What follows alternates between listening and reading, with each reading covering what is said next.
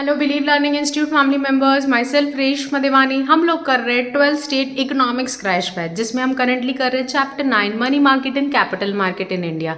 हमारा current status है कि हम डिफरेंस बिटवीन इस चैप्टर के कर चुके हैं, मनी मार्केट का टॉपिक पढ़ चुके हैं, role of money market in India and reform introduced in money market. अब हम जंप करते कैपिटल मार्केट वाले टॉपिक पे, ठीक है। मनी मार्केट वाला टॉपिक देखिएगा, उसमें मैंने डिटेल थोड़ा ओवरव्यू दिया है क्या क्या किस चैप्टर में कैसे कैसे हैं।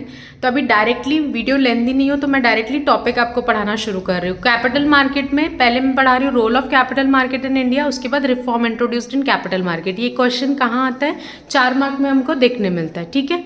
तो शुरू करते हैं ये टॉपिक। हेलो एवरीवन, चलिए चालू करते हैं टॉपिक। हमको पढ़ना है कैपिटल मार्केट और अभी पढ़ना है topic role of capital market. एक शॉर्ट ब्रीफिंग दे देती हूँ। वैसे डिफरेंस बिटवीन में मैंने डिटेल में पढ़ाया है आपको कि कैपिटल मार्केट क्या होता है, बट अभी के लिए ये टॉपिक स्टार्ट करने के लिए एक लाइन में मैं आपको बताती हूँ। कैपिटल मार्केट मतलब ऐसा मार्केट जहां आप लॉन्ग टर्म के लिए फंड्स रेज कर सकते हो, उधारी ले सकते हो। उसके इंस्ट्रूमेंट होते हैं जो आप एसपी में पढ़ते हैं, शेयर्स, डिबेंचर, ये सब चीजें उसके इंस्ट्रूमेंट होते हैं, बॉन्ड्स, गवर्नमेंट सिक्योरिटीज, जो कैपिटल मार्केट में आप निकालते हैं बेचने के लिए, लोग खरीदते हैं और उससे आपको पैसा मिलता है और आप अपनी बिजनेस करते हैं, ठीक है। तो क्या रोल है कैपिटल मार्केट का इंडियन इकोनॉमी में? Mobilise long term saving. Long term के लिए जैसे मुझे अगर पैसा इन्वेस्ट करना है तो ये पहले का जमाना था कि लोग सिर्फ एफडी कराते थे, बट आजकल लोग शेयर्स, डिबेंचर्स, इन सब चीजों में इन्वेस्टमेंट करते हैं। तो मोबिलाइज लॉन्ग टर्म सेविंग मतलब हमारी सेविंग्स हम क्या कर सकते हैं, इसमें इन्वेस्ट कर सकते हैं और उससे कंपनीज और इंडस्ट्रीज चल सकती है। Industrial organisation and government needs large amount of fund. बड़ी कंपनीज, गवर्नमेंट, इंडस्ट्रीज, इन सबको चलाने के लिए बहुत सारा फंड्स चाहिए होता है, लंबे समय के लिए उधारी चाहिए होती है। Availability of financial resources are insufficient to meet the demand of this fund. जितने फाइनेंशियल रिसोर्सेज अवेलेबल है, जैसे बैंक्स है, फाइनेंशियल इंस्टीट्यूशन, वो एक लिमिट के ऊपर आपको उधारी नहीं दे सकते, क्योंकि उनकी भी एक रेस्ट्रिक्शन होती है कि एक ही जने को उनको पैसा नहीं देना है। तो जितने funds banks and reserve bank of India के पास होते हैं वो सफिशिएंट नहीं होते बड़ी कंपनीज को चलाने के लिए। तो इसलिए कैपिटल मार्केट का इंट्रोडक्शन हुआ, जहां पे कंपनी खुद अपने नाम के शेयर्स, डिबेंचर्स, बॉन्ड्स निकालेगी, लोग खरीदेंगे और उस पैसे से कंपनी चलेगी। In such case sale of security by capital market help. तो ये जो कंसेप्ट आया है कि सिक्योरिटी सेल करना, मतलब इक्विटी, डिबेंचर, बॉन्ड सेल करना, उससे पैसा रेज करना, ये बहुत अच्छा कंसेप्ट है जो हमारे इंडियन इकोनॉमी को बूस्ट करने के लिए बहुत काम आता है। Next, provide equity capital. Generally long term के लिए जो हमको उधारी चाहिए रहती है, एसपी के कंसेप्ट से जो आपने सेक्रेटरी प्रैक्टिस में पढ़े होंगे, जब लॉन्ग टर्म के लिए पैसा चाहिए तो हम इक्विटी शेयर्स इशू करते हैं, that is called equity capital. Capital market provide equity capital और share capital to entrepreneur. Entrepreneur use the share equity capital to buy assets. Equity capital, equity shares market में निकाले जाते हैं, उनसे जो पैसा आता है उससे कंपनी एसेट्स खरीदते हैं, कंपनी की बड़े बड़े इन्वेस्टमेंट में पैसा डालती है। ऑपरेशनल एफिशिएंसी आई है because of capital market. Capital market reduce the cost of transaction. Capital market में जो शेयर इशू होते हैं, जैसे अगर मैंने आपको बताया इक्विटी शेयर इशू करके ज्यादातर पैसा रेज किया जाता है, उसकी कॉस्टिंग कम लगती है। जैसे सपोज एक कंपनी बैंक से उधारी ले रही है तो उसका रेट ऑफ इंटरेस्ट ज्यादा होता है लोन का, उससे कंपेरेटिवली कॉस्ट कम लगता है अगर हम शेयर इशू करें और उसके बदला उसको डिविडेंड दें, तो यहाँ पे कॉस्टिंग भी बचती है, यानी कंपनी का पैसा बचता है। सिंपल सी बात है, कंपनी को कॉस्टिंग जितनी कम होगी कंपनी उतना प्रॉफिट ज्यादा कमाएगी। Capital market help financial transaction to achieve operational efficiency. तो ऑपरेशनल एफिशिएंसी अचीव होना मतलब आप जितना भी बिजनेस चला रहे हैं, बिजनेस ऑपरेशन, उसकी कॉस्टिंग क्या होती है, कम। Quick valuation. Capital market help to determine the fair and quick value of both equity and debt. ये जितना भी स्ट्रक्चर है कैपिटल मार्केट का, जिसको हम शेयर मार्केट के नाम से जानते हैं, ये शेयर मार्केट के वजह से क्या होता है, क्विक वैल्यूएशन होता है। मार्केट में डिमांड एंड सप्लाई के फोर्सेस से डिसाइड होता है किस कंपनी का शेयर कितना चढ़ेगा, कितना गिरेगा, डिबेंचर किस रेट पे जाएगा, किस पे नहीं, डिविडेंड का रेट क्या होगा, इंटरेस्ट का रेट क्या होगा, ये सब चीजें आपको क्विक। आजकल तो पूरा मैकेनिज्म है डिजिटल, तो डिजिटल तो डिमांड सप्लाई इजीली हमको भी हमारे मोबाइल के क्लिक पे पता चल जाता है कौन सी कंपनी का शेयर गया, कौन सी कंपनी का शेयर ऊपर गया, नीचे गया, ये सब चीजें हमको इजीली पता चल जाती है। तो बिकॉज ऑफ कैपिटल मार्केट ये वैल्यूएशन करना पॉसिबल हुआ है। Integration. Capital market coordinate by consolidating real and financial sector, equity, डेब्ट इंस्ट्रूमेंट। कैपिटल मार्केट की बदौलत बहुत सारे इंस्ट्रूमेंट को क्या किया जाता है, कंसोलिडेट, मतलब एक साथ जुड़ाया जाता है। Public sector, private sector, share सबके बिकते हैं, private company, public company, domestic, external fund. हम फॉरेनर्स के शेयर्स खरीदते हैं, फॉरेनर्स आके इंडिया के कंपनीज के शेयर्स खरीदते हैं। तो सोचिए बिकॉज ऑफ कैपिटल मार्केट इतने सारे funds with in country and across the country क्या हो रहा है, सर्कुलेट हो रहा है, जिसकी वजह से सबको बूस्ट मिलता है, हमारी इकोनॉमी को भी, फॉरेन इकोनॉमी को भी।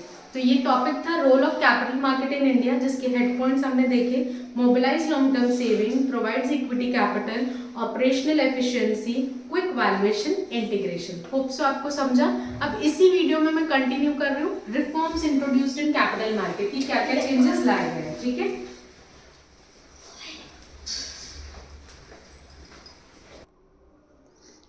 तो चलिए विदाउट वेस्टिंग टाइम हम नेक्स्ट टॉपिक पे आ जाते हैं, reforms introduced in capital market. Reform introduced in capital market मतलब समझ तो क्या मैम की कैपिटल मार्केट मतलब ऐसा मार्केट जहां लॉन्ग टर्म के लिए पैसा रेज किया जाता है।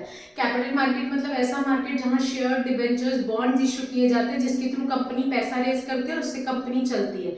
ये बहुत हेल्पफुल होता है बड़ी कंपनीज, गवर्नमेंट को फंड रेज करने के लिए और उनकी लॉन्ग टर्म फंड्स रिक्वायरमेंट पूरी करने के लिए।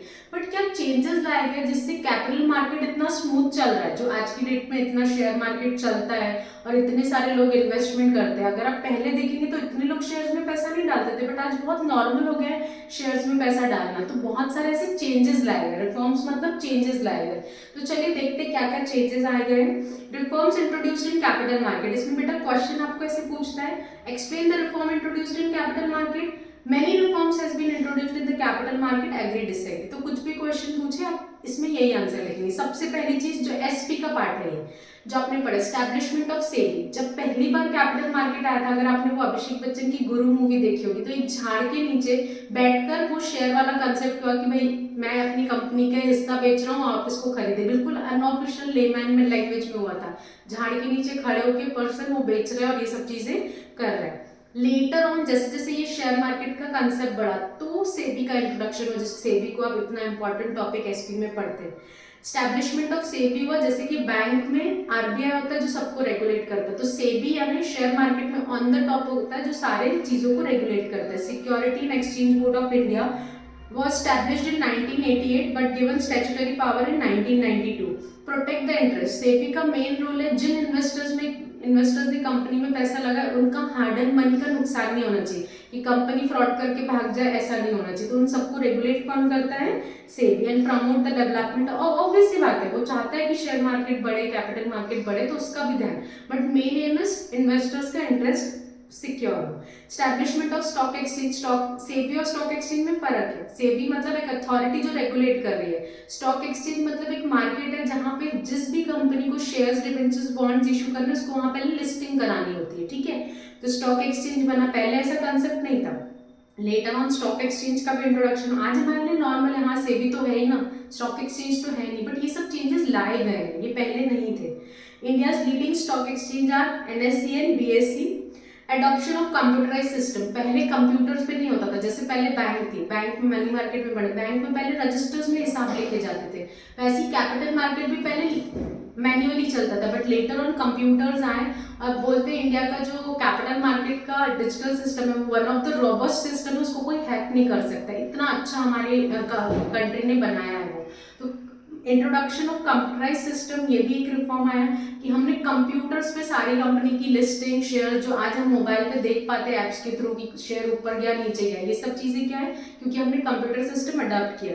Part of modernisation, computer screen based sharing, जैसे जहाँ पे जो एजेंट्स होते हैं शेयर ब्रोकर्स, कभी अगर आप उनके यहाँ विजिट करोगे तो ऐसे कंप्यूटर्स लगे होते हैं जिसमें कंटिन्यूसली से लाइंस दिखाते रहते हैं, हर कंपनी के शेयर्स के रेट ऊपर नीचे, वो रेड लाइन ग्रीन लाइन। अगर कभी मौका मिले तो जाके देखेगा तो आपको दिखेगा कि सारे कंप्यूटर्स पे चीजें दिखाई जाती है। डीमेट अकाउंट फैसिलिटी, जो आप आज आपके लिए बहुत नॉर्मल है, बैंक में जाके डीमेट अकाउंट ओपन करो ना, जिसमें आपके शेयर्स की सारी इन्वेस्टमेंट दिखती है, कितने आपने शेयर्स, डिबेंचर्स खरीदे, बेचे, डिविडेंड कितना आया, डिबेंचर्स पे इंटरेस्ट कितना आया, ये सब चीजें आपको क्या में देखने मिलती है, डीमेट अकाउंट। ये भी एक रिफॉर्म है, पहले ऐसा नहीं होता था। डीमेट अकाउंट मतलब ऐसा अकाउंट जिसमें मेरे शेयर्स, डिबेंचर्स का लेन देन दिखता है। Demat account facilities has been made available to the investors in capital markets in 1996, so the investor can buy and sell shares. Increased access to global fund, ADRs और GDRs issue करे गए, ये नया instrument है जिसके through क्या हुआ, हम ग्लोबल मतलब हम फॉरेन की सिक्योरिटीज खरीद सकते हैं, फॉरेनर्स आके हमारी खरीद सकते हैं। Establishment of investor education fund, जैसे OCM में पढ़ते हैं, कंज्यूमर प्रोटेक्शन फंड, तो ये भी है इन्वेस्टर एजुकेशन फंड, ये इंट्रोड्यूस किया गया जिससे कंज्यूमर को या इन्वेस्टर्स को अवेयर किया जाता है कि आपके क्या राइट्स है, क्या गाइडलाइंस है, ये सब चीज़ें बताई जाती है। तो reforms introduced in capital market में क्या क्या है? Establishment of SEBI, establishment of stock exchange, adoption of computerized system, demat account facility, increase access to global fund, establishment of investor education and protection fund. Hope so आपको समझा, ये simple सा topic था। जो मेजर मैंने इस चैप्टर का जितने टॉपिक्स है मतलब 60% मैंने कवर करा दिया, डिफरेंस मनी मार्केट और कैपिटल मार्केट वाला पार्ट। अब बचता है ये मिसलेनियस वाला पार्ट। ठीक है, मिलते हैं नेक्स्ट वीडियो में। Thank you.